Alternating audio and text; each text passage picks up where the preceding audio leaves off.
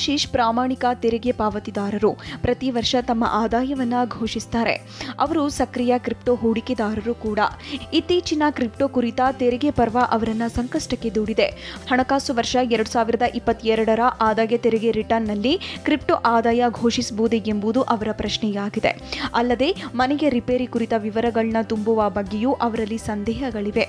ಆಶೀಶ್ ಮಾತ್ರವಲ್ಲ, ಅವರಂತಹ ಅನೇಕ ತೆರಿಗೆ ಪಾವತಿದಾರರಿಗೆ ಐಟಿಆರ್ಗಳಲ್ಲಿನ ಬದಲಾವಣೆಗಳ ಬಗ್ಗೆ ಸ್ವಲ್ಪ ಸ್ಪಷ್ಟತೆ ಬೇಕಿದೆ. ಸಿಬಿಡಿಟಿ ಇತ್ತೀಚೆಗೆ ಹಣಕಾಸು ವರ್ಷ 2021-22ಕ್ಕೆ ಸಂಬಂಧಿಸಿದ ಪರಿಶೀಲನಾ ವರ್ಷ 2022-23ರ ಐಟಿಆರ್ ನಮೂನೆಗಳನ್ನ ಪ್ರಕಟಿಸಿದೆ.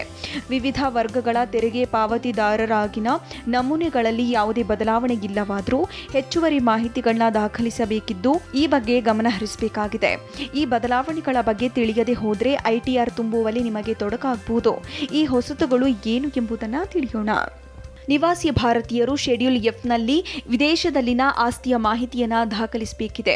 2021ರ ಡಿಸೆಂಬರ್ 31ಕ್ಕೆ ಕೊನೆಗೊಳ್ಳುವ ವರ್ಷದಲ್ಲಿ ವಿದೇಶದಲ್ಲಿ ಹೊಂದಿದ್ದ ಆಸ್ತಿ ವಿವರಗಳನ್ನ ಹೊಸ ಐಟಿಆರ್ ಫಾರಂನ ಶೆಡ್ಯೂಲ್ ಎಫ್ಎನಲ್ಲಿ ನಮೂದಿಸಬೇಕು.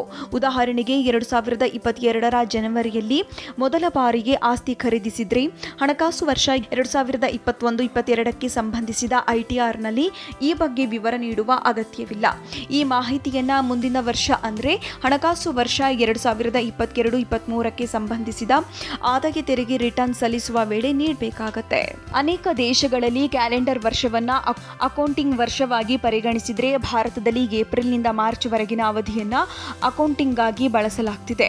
ಈಗ ವಿದೇಶಿ ಆಸ್ತಿ ವಿವರಗಳನ್ನ ಕ್ಯಾಲೆಂಡರ್ ವರ್ಷದ ಅನ್ವಯ ನೀಡುವಂತೆ ಮಾಡಿರುವುದು ಬಹುತೇಕ ದೇಶಗಳಿಗೆ ಹೊಂದುವಂತೆ ಸಮೀಕರಿಸಲಾಗಿದೆ. ಇದು ನಿವಾಸಿ ಸ್ಥಿತಿಗತಿ ಅನ್ವಯ ವಿದೇಶದಲ್ಲಿನ ಸ್ವತ್ತಿನ ವಿವರಗಳನ್ನ ನೀಡುವಲ್ಲಿ ಸುಲಭಗೊಳಿಸುವ ಅತ್ಯಗತ್ಯವಾಗಿದ್ದ ಹೆಜ್ಜೆಯಾಗಿದೆ. ಅನಿವಾಸಿ ಭಾರತೀಯರು ತಮ್ಮ ವಿದೇಶದಲ್ಲಿನ ಆಸ್ತಿಯ ವಿವರಗಳನ್ನ ನೀಡುವ ಅಗತ್ಯವಿಲ್ಲ ಎಂಬುದು ಗಮನಿಸಬೇಕಾದ ಅಂಶ. ಕೇವಲ ನಿವಾಸಿಗಳು ತಮ್ಮ ವಿದೇಶದಲ್ಲಿನ ಆಸ್ತಿಯ ವಿವರಗಳನ್ನ ಬಹಿರಂಗಗೊಳಿಸಬೇಕು ಎಂದು ಲೆಕ್ಕ ಪರಿಶೋಧಕ ತೆರಿಗೆ ತಜ್ಞ ಸುನಿಲ್ ಗರ್ಗ್ ವಿವರಿಸುತ್ತಾರೆ. ಇಎಸ್ಒಪಿ ಮೇಲೆ ಮುಂದೂಡಲ್ಪಟ್ಟ ತೆರಿಗೆ. ಅರ್ಹ ಸ್ಟಾರ್ಟ್ಅಪ್ಗಳ ಉದ್ಯೋಗಿಗಳು ಆಯ್ಕೆ ಮಾಡುವ ಇಎಸ್ಒಪಿ ಮೇಲಿನ ತೆರಿಗೆ ಹೊರೆ ತಗ್ಗಿಸಲು ಕ್ರಮವಾಗಿ ಫೈನಾನ್ಸ್ ಆಕ್ಟ್ 2020ರಲ್ಲಿ ಇಎಸ್ಒಪಿಗೆ ಪರ್ಕ್ವಿಸಿಟ್ ವ್ಯಾಲ್ಯೂ ಮೇಲಿನ ಮೂಲದಲ್ಲಿ ತೆರಿಗೆ ಕಡಿತ ಮುಂದೂಡುವ ಅವಕಾಶ ನೀಡಲಾಗಿದೆ. ಹೊಸ ಐಟಿಆರ್ ನಮೂನೆಯಲ್ಲಿ ಈ ಮುಂದೂಡಲ್ಪಟ್ಟ ತೆರಿಗೆ ಕಡಿತದ ಮಾಹಿತಿ ನಮೂದಿಸಲು ಶೆಡ್ಯೂಲ್ ನೀಡಲಾಗಿದೆ. ಈ ಬಾರಿ ಐಟಿಆರ್ ಫಾರಂ ತುಂಬುವಾಗ ಉದ್ಯೋಗಿಗಳು ಮುಂದೂಡಲ್ಪಟ್ಟ ತೆರಿಗೆ ಮೊತ್ತದ ವಿವರ ದಾಖಲಿಸಬೇಕು. 2020-21ನೇ ಹಣಕಾಸು ವರ್ಷದಲ್ಲಿ ಎಷ್ಟು ಮೊತ್ತದ ತೆರಿಗೆ ಮುಂದೂಡಲ್ಪಟ್ಟಿದೆ, 2021-22ರ ತೆರಿಗೆ ಬಾಕಿ ಎಷ್ಟು, ಕಂಪನಿಯಲ್ಲಿ ಉದ್ಯೋಗಿಯ ಕೊನೆಯ ಕೆಲಸದ ದಿನಾಂಕ ಯಾವುದು, ಮುಂದಿನ ವರ್ಷದ ಮುಂದೂಡಲ್ಪಡುವ ತೆರಿಗೆಯ ಮೊತ್ತ ಎಷ್ಟು ಎಂಬ ವಿವರಗಳನ್ನ ತೆರಿಗೆ ಪಾವತಿದಾರರು ದಾಖಲಿಸಬೇಕು.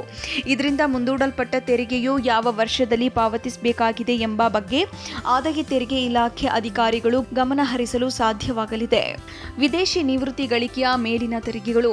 ಈ ಮೊದಲು ಅನಿವಾಸಿ ಭಾರತೀಯರಾಗಿ ತೆರೆದಿದ್ದ ನಿಧಿಯಿಂದ ವಿದೇಶದಲ್ಲಿನ ನಿವೃತ್ತಿ ಗಳಿಕೆ ಹಣವನ್ನು ಹಿಂಪಡೆಯುವಾಗ ಪಾವತಿ ಆಧಾರದ ಮೇಲೆ ತೆರಿಗೆ ವಿಧಿಸಲಾಗ್ತಿತ್ತು. ಇದರಿಂದಾಗಿ ವಿದೇಶದಲ್ಲಿ ಪಾವತಿಸಿದ ತೆರಿಗೆಯ ರಿಯಾಯಿತಿ ಕೋರುವಲ್ಲಿ ತೆರಿಗೆ ಪಾವತಿದಾರರಿಗೆ ತೊಂದರೆಯಾಗಿತ್ತು. ಹೊಸ ಐಟಿಆರ್ ನಮೂನೆಯಲ್ಲಿ ಶೆಡ್ಯೂಲ್ ಎಸ್ ಅನ್ನ ತಿದ್ದುಪಡಿ ಮಾಡಲಾಗಿದ್ದು ನಿಯಮ 89A ಅಡಿಯಲ್ಲಿ ತೆರಿಗೆಯಿಂದ ವಿನಾಯಿತಿ ಪಡೆಯಲು ಸಾಧ್ಯವಾಗಲಿದೆ. ನೆಲ ಮತ್ತು ಕಟ್ಟಡಕ್ಕೆ ಸಂಬಂಧಿಸಿದಂತೆ ಕ್ಯಾಪಿಟಲ್ ಗೇನ್ಸ್ ಶೆಡ್ಯೂಲ್ನಲ್ಲಿ ಹೆಚ್ಚುವರಿ ಮಾಹಿತಿಯನ್ನು ಹೊಸ ಐಟಿಆರ್ನಲ್ಲಿ ನೀಡಬೇಕಿದೆ.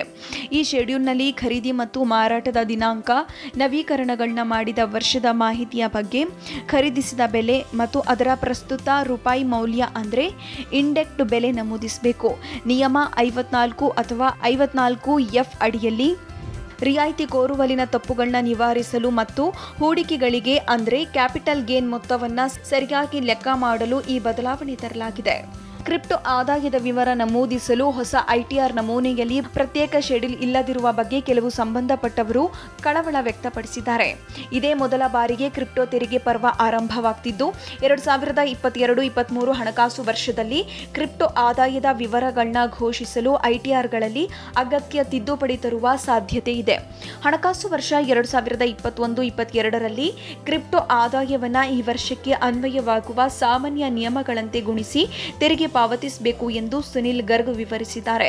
ಪ್ರಸ್ತುತ ಇರುವ ನಿಯಮದನ್ವಯ ಕ್ರಿಪ್ಟೋ ಆದಾಯವನ್ನು ವ್ಯಾಪಾರದ ಆದಾಯ, ಬಂಡವಾಳ ಹೂಡಿಕೆ ಆದಾಯ ಅಥವಾ ಇತರ ಮೂಲಗಳಿಂದ ಹೀಗೆ ಯಾವುದೇ ವರ್ಗದಡಿ ಆದಾಯದ ವಿವರಗಳನ್ನ ದಾಖಲಿಸಬಹುದು. ಹಣಕಾಸು ವರ್ಷ 2022ರ ಆದಾಯ ತೆರಿಗೆ ನಿಯಮಗಳ ತಿದ್ದುಪಡಿ ಗಮನದಲ್ಲಿಟ್ಟುಕೊಂಡು 2021-22 ಹಣಕಾಸು ವರ್ಷಕ್ಕೆ ಕ್ರಿಪ್ಟೋ ಆದಾಯವನ್ನ ಇತರ ಮೂಲಗಳಿಂದ ಆದಾಯ ಎಂದು ಘೋಷಿಸುವ ಸಲಹೆ ನೀಡುತ್ತೇವೆ. ಇವೆಲ್ಲ ಹೊಸ ಪ್ರಮುಖ ಸೇರ್ಪಡೆಗಳು. ಮುಂಬರುವ ಹಣಕಾಸು ವರ್ಷದಲ್ಲಿನ ಹೊಸ ಐಟಿಆರ್ ನಮೂನೆಗಳಲ್ಲಿ ದಾಖಲಿಸಬೇಕಾದ ಹೊಸ ಹೆಚ್ಚುವರಿ ವಿವರಗಳು. ಮನಿ9 ಸಲಹೆಗಳು.